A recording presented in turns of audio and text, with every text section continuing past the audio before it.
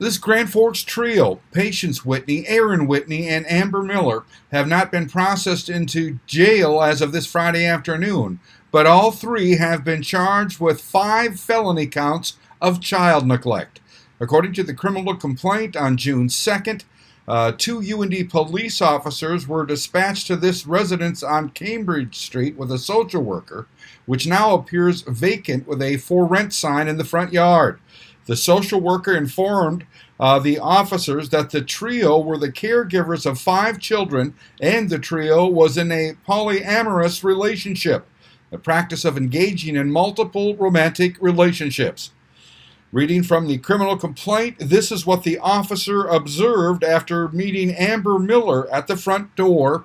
Quote, I noticed a very strong odor of animal feces coming from inside the house. I also observed what to be a dirty mess throughout the living room area of the house. While the children were outside, I observed they all appeared to be dirty and unkempt. I observed some children to have dirty feet with dried dirt and other substances on their feet and in between their toes. I observed many of the children to have lice in their hair along with matted hair. Based on my experience, it appeared the children had not taken a bath in days or longer.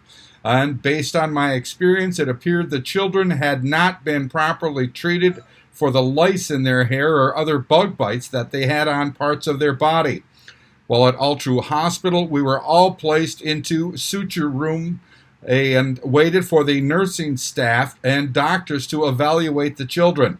I took pictures of the children the best I could given the circumstances. I observed multiple children with severe diaper rash near their genitals.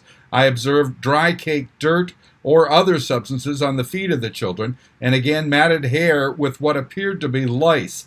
The fingernails of the children were dirty and black underneath, along with the faces of the children were dirty.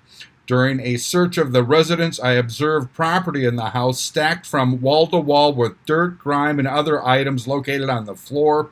The smell within the residence was pungent and smelled of animal feces. During this search, I observed cat and dog feces to be nearly everywhere throughout the house, to include nearly all flooring, walls, baseboards, and doors.